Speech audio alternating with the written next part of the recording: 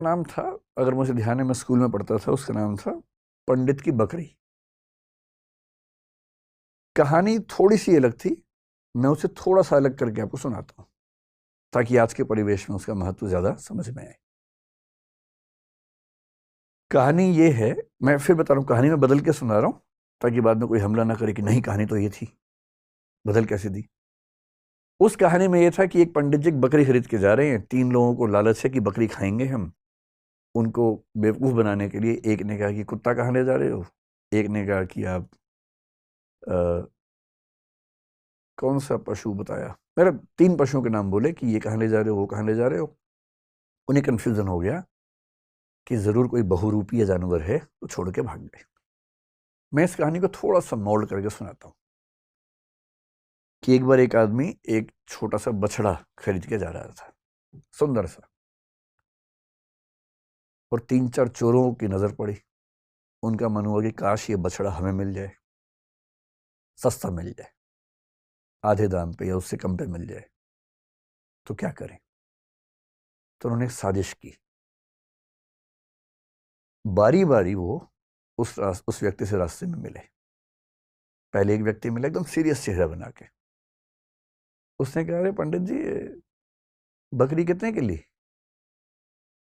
पंडित जी ने कहा, यार ये तो बछड़ा है, बकरी थोड़ा ना है। तो वो बड़े अच्छे से हंसा, उसने कहा, ये बछड़ा है। अच्छा, इतना कह के मुस्कुराते हुए निकल गया वहां से।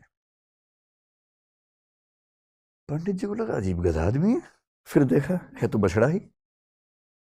उसका उतना ही काम था, किया और निकल गया।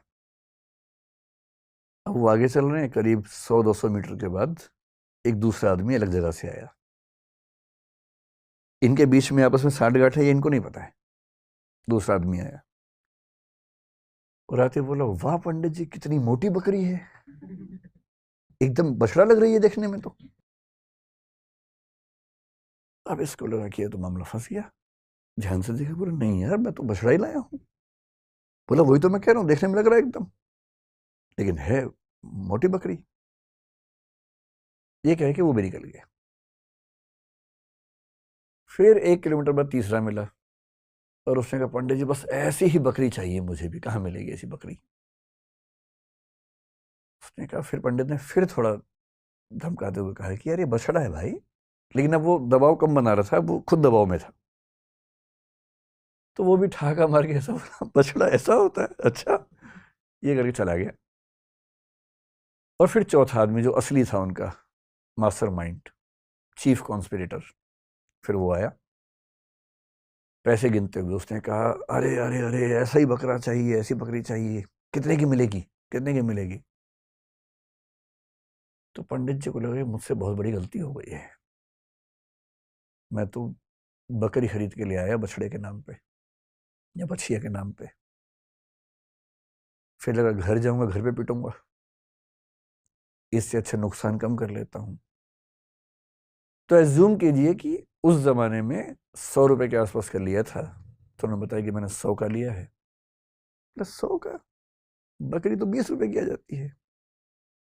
लेकिन ये इतनी तंदुरुस्त है, अगर आप चाहें तो मैं इसके बदले आपको 40 रुपए दे सकता हूँ। और पंडित जी को लगा कि यार चलो, 60 का नुकसान सही, कम से कम 80 का तो नहीं होगा। और 40 का उसको दिया और खुश होकर घर लौटे कि बच गया आज तो। अब ये जो पंचतंत्र की कहानी है, ये इसलिए है कि जब हम जीवन में निर्णय करते हैं तो हमारे पास बहुत सारे ऊट पटांग से इनपुट्स आते हैं। और यदि आप बहुत समझदार इंसान नहीं हैं, तो इस बात का पूरा खतरा है कि कोई ना कोई कभी ना कभी आपको बेवकूफ बना ही देगा।